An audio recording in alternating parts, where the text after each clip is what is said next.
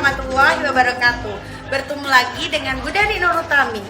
Kali ini kita akan belajar tentang materi IPA kelas 7. Sudahkah kalian mendengar tentang global warming? Apa itu global warming? Yuk kita belajar bersama. Tujuan kegiatan pada video pembelajaran ini yang pertama adalah menjelaskan pengertian dari efek rumah kaca.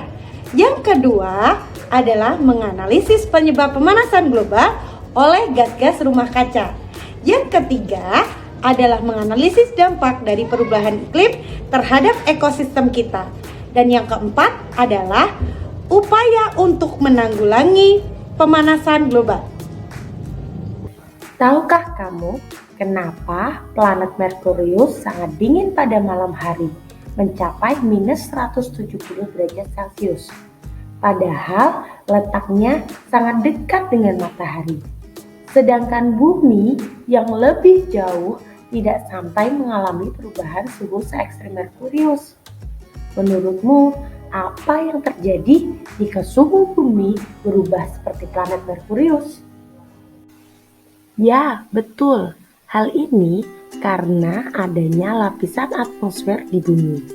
Atmosfer berfungsi seperti selimut yang melindungi dan menjaga kestabilan suhu pada permukaan planet tersebut. Atmosfer memerangkap panas dari matahari ketika siang dan menjaga panas tersebut tetap berada di permukaan planet. Tidak langsung terlepas kembali ke angkasa ketika malam tiba, sehingga suhu pada malam hari tetap dalam keadaan hangat.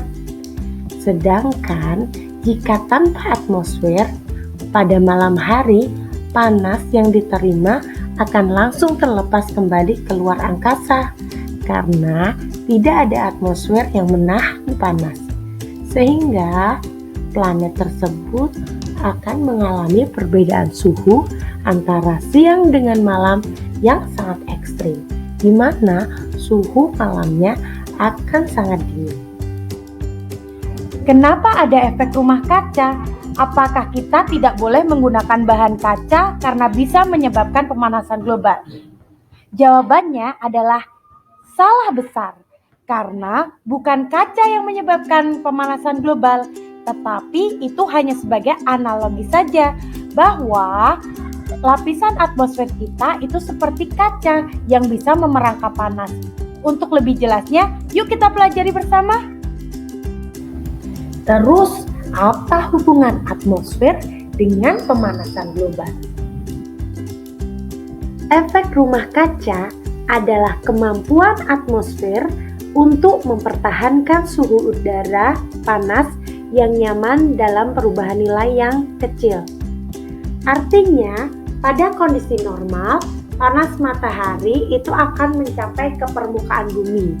Setelah mencapai ke permukaan bumi, sebagian panas akan diserap oleh bumi dan sebagian lagi akan dipantulkan keluar melalui atmosfer. Panas yang diserap ini menyebabkan suhu bumi tetap hangat ketika malam hari karena ada sebagian panas yang terperangkap di dalam bumi.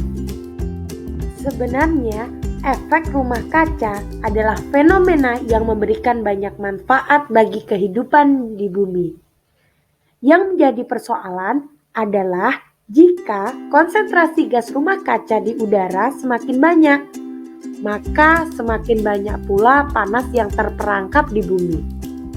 Hal itulah yang menyebabkan suhu bumi semakin meningkat setiap tahunnya.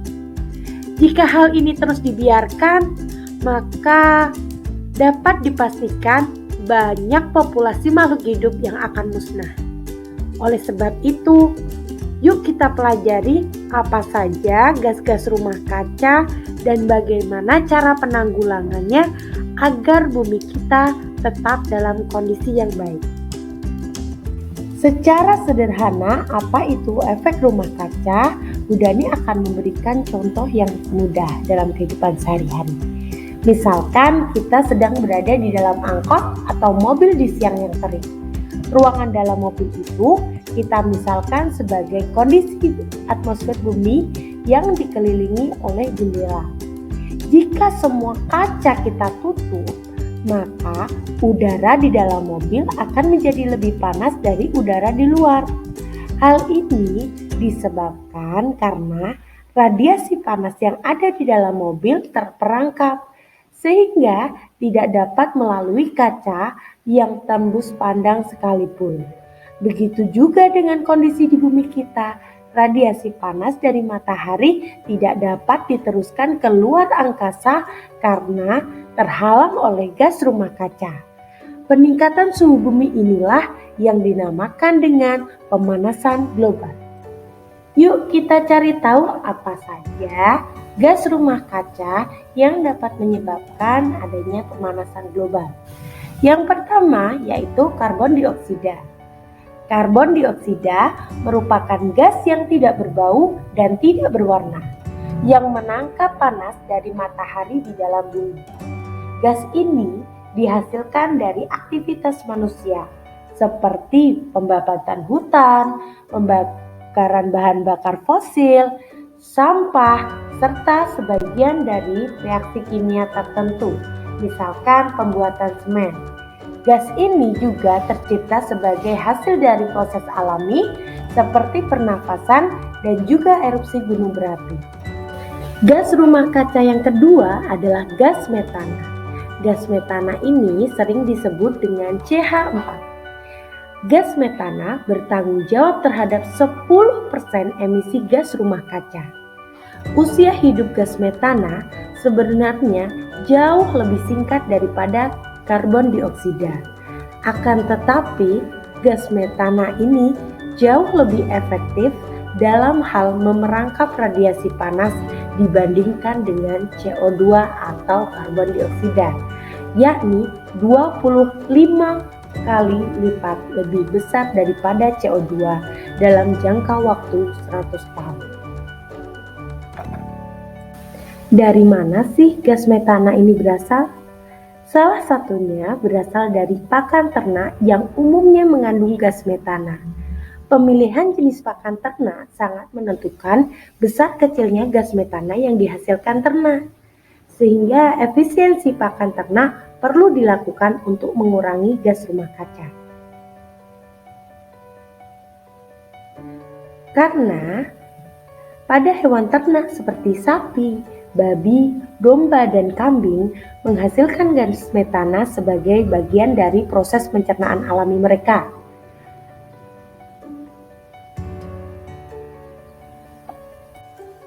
Oleh sebab itu, para peternak perlu memikirkan makanan ternak yang mampu mengurangi emisi gas rumah kaca.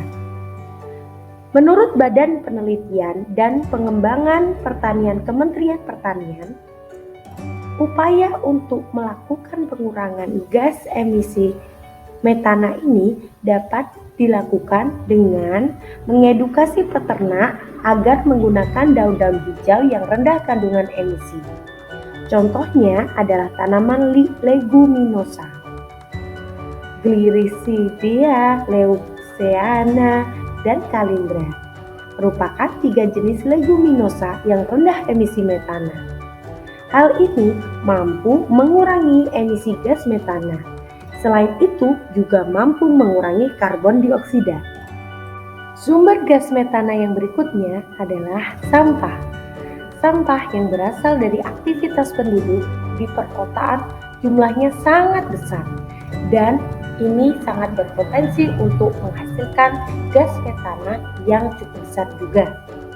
Saat kita membuang makanan dan sampah ke dalam tempat sampah, maka sampah-sampah tersebut akan dibawa dan terkubur di tempat-tempat pembuangan sampah. Saat sampah yang berada paling bawah mengalami pembusukan, maka akan terbentuk gas metana. Gas metana inilah yang mampu menyebabkan pemanasan global. Gas rumah kaca yang ketiga adalah dinitrogen oksida. Sumber dari dinitrogen oksida adalah yang pertama di sektor pertanian, di mana pertanian menyumbang sekitar 10-12% dari total emisi gas rumah kaca. 60%-nya adalah gas dinitrogen oksida. Sumber emisi dinitrogen oksida ini adalah pada penggunaan pupuk nitrogen. Selain pada penggunaan pupuk nitrogen, dinitrogen oksida ini juga dihasilkan oleh pabrik, pembangkit listrik. Akibat dinitrogen oksida terlalu banyak inilah yang menyebabkan panas di dalam bumi kita sulit untuk keluar dan menyebabkan pemanasan global. Dampak pemanasan global yang pertama adalah perubahan iklim. Perubahan iklim menyebabkan banyak masalah lingkungan. Hal yang sudah mulai terjadi adalah fenomena es di kutub-kutub bumi meleleh yang menyebabkan terjadinya kenaikan air laut, sehingga menyebabkan banjir. Ditambah lagi cuaca ekstrim yang belakangan ini terjadi. Misalkan saja musim kemarau yang berkepanjangan, gelombang panas yang meningkatkan suhu udara secara ekstrim, dan hujan lebat yang sering sekali terjadi. Kondisi-kondisi ini menyebabkan banyak sekali permasalahan lingkungan yang berdampak pada kesehatan manusia. Dampak pemanasan global yang berikutnya adalah punahnya berbagai flora dan fauna, berubahnya habitat hewan, timbulnya berbagai penyakit yang menyebar dengan cepat, dan yang terakhir adalah kerusakan pada terumbu karang kita.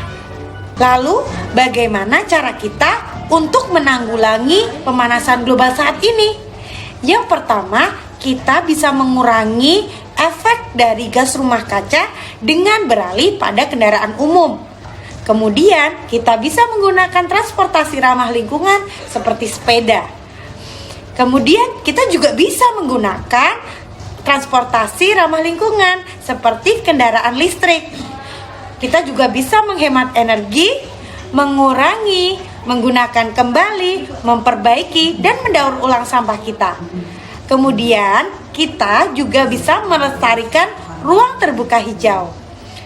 Kemudian, mengembangkan energi alternatif, menghemat energi, dan memperhatikan sektor pertanian dan peternakan kita. Setelah kita belajar tentang pemanasan global, sekarang yuk kita tes pemahaman kita dengan cara kalian bisa scan barcode di bawah ini atau klik link pada deskripsi. Terima kasih sudah menonton video ini. Jangan lupa untuk ulangi materinya jika kalian rasa kalian belum memahami materi secara baik. Dadah!